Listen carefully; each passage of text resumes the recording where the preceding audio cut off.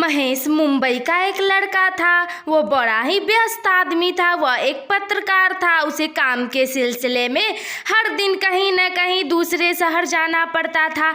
एक दिन उसे स्टेशन पर इंतजार करते करते बहुत रात हो गई। रात के साथ साथ बहुत जोरों से बारिश भी होने लगी। उसके पास न तो छाता था, न ही उसको रहने के लिए गाड़ी था। वह इधर उधर भागने लगा। तभी उसे सामने एक पुरानी गुफा दिखाई पड़ी।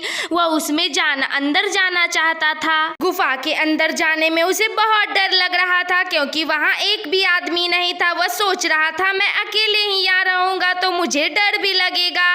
गुफा के अंदर कमरे में जाकर वह खुद में बातें करने लगा। ओफो, कितनी प्यारी तो हवेली है। वैसे ही सब इस हवेली का मजाक उड़ाए रहते हैं कि इसमें भूत वूत रहता है। हाँ, इसमें एक भी आदमी नहीं रहता, लेकिन इसमें भूत वूत भी नहीं रहता। इतनी प्यारी हवेली को सब बदनाम किए हुए हैं। रात को रवि का जब नींद खुलता है तब उसे एक आहट सुनाई देती है। वह इधर उधर देखने लगता है।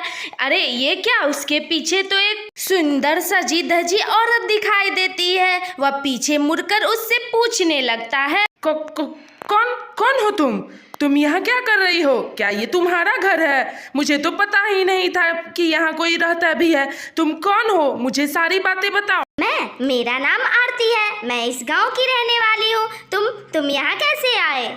तुम इस गांव में नए दिखाई पड़ते हो, लेकिन इस हवेली में कैसे पहुँच गए? मैं मुकेश हूँ। मैं एक पत्रकार हूँ। काम के सिलसिले में इधर उधर जाना पड़ता है। देखो ना, आज बहुत रात हो गई और इतनी जोरों से बारिश भी आने लगी। मेरे पास तो छाता भी नहीं था। फिर मैं क्या करता, मुझे पास में हवेली दिखाई पड़ी। मैं इसमें आ गया और रहने लगा। फिर मैं अभी उठा तो मैं अभी तुम्हें देखा। अरे ये बताओ, मुझे तो डर लगने लगा। मुझे तो लगा कहीं भूत वूत तो नहीं, लेकिन मैं तो इन पर विश्वास नहीं करता। वो सब छोड़ो, तुम यहाँ क्यों क्या करने आई हो? अरे बाबा, क्या बताओ, इस हवेली पर मुंशी की नजर है। इसलिए इस हवेली में जो कोई भी आता है, मुंशी मुझे कहता है इसे डराने के लिए। उसने मेरे माँ पापा को बंदी बना कर रखा है और मुझे वो धमकी भी देता है कि तुम इसमें जो भी आए उसे डरा कर रखो और यहाँ आने से मना कर दो। बस इसीलिए मैं तुम्हें डरा रही थी। अरे वो सब छोड़ो, पर तुम्हारी सुंदरता ने मुझे आकर्षित किया है। क्या तुम बनना चाहोगी मेरी दोस्त? इस तरह से दोनों रात भर बातें करते रहते हैं। कब सुबह हो जाती है उन्हें पता भी नहीं चलता है। फिर सुबह होते ही मुकेश को तो ट्रेन पकड़ना होता है। वो जाते वक्त उससे कहता है, मुझे छोड़कर मत जाओ मेरे प्यारे मुकेश। मुझे तुम्हारी बहुत याद आएगी। तुम चले जाओगे तो मैं किससे सारी रातें बातें करूंगी? मुझे तुम्हारी याद आएगी तो मैं क्या करूंगी? तुम अपना फोन नंबर भी दे दो मुझे। अरे बाबा, वो ना मैं बस काम के सिलसिले में जा रहा हूँ। रात होते ही आ जाऊंगा। अभी सुबह हो गई है। मुझे बहुत सारा काम करना है। मैं पक्का शाम होते ही लौट आऊंगा। और हाँ, यहाँ वापस लौटते ही मैं तुम्हारे मम्मी पापा को मनाऊंगा और तुमसे शादी भी करूंगा। ये वादा याद रखना तुम। ट्रेन लेने के लिए फिर से स्टेशन पर इंतजार करने लगा। बस बारिश की वजह से फिर से ट्रेन बहुत लेट थी। तब तक वो चाय पीने के लिए बगल वाली दुकान पे जाकर कहता है, अंकल एक बहुत टेस्टी सी कड़क वाली चाय देना।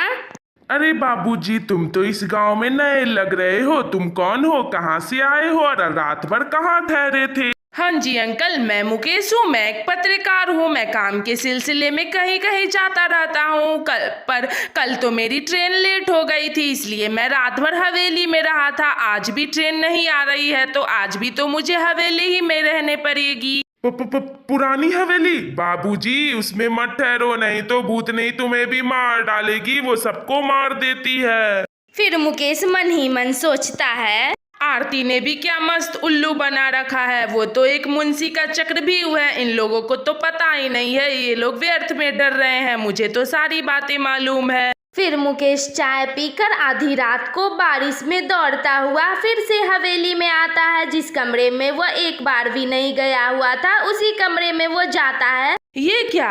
आरती का तो फोटो लगा हुआ है। वो तो मरी हुई है। फिर वो कौन थी जो मुझसे बातें किया करती थी? गांव वाले सही कह रहे थे, वो तो मरी हुई थी। मतलब इतने दिनों से मैं एक भूतनी से बातें किया करता था रात भर। मुझे तो भूतनी से डर लगता है। फिर मैं उससे कैसे बातें किया कर लेता था? मुकेश, जब तुम्हें सारी बातें पता चल ही गई है तो मैं भी बता ही देती हूँ। मैं एक जमींदार की बेटी हूँ, मेरे पापा जमींदार हैं, उन्हीं का ये घर था।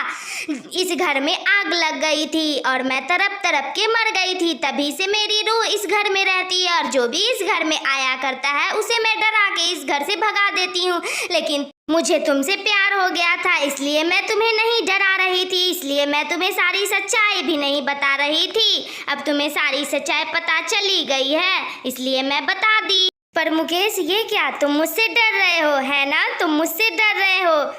अब मैं क्या करूं? अरे बाबा, नहीं नहीं, जिससे प्यार किया जाता है उसे डरा थोड़ी न जाता है। वो सब छोड़ो, मुझे बस इतना पता है कि मैं तुमसे बहुत प्यार करता हूँ। चलो अब हम अपनी दूसरी दुनिया बसाते हैं, क्योंकि यह दुनिया में तो हमें कोई जीने नहीं देगा। जहाँ मैं और तुम बस रहेंगे वहाँ चलते हैं, इस गांव से बहुत दूर, बस मैं और तुम। फिर वो दोनों इस हवेली और इस गांव से बहुत दूर चले जाते हैं, जहां मुकेश और सिर्फ आरती होती है। इसलिए कहा जाता है, प्यार बड़ी से बड़ी कठिनाई को भी दूर करके एक हो सकता है।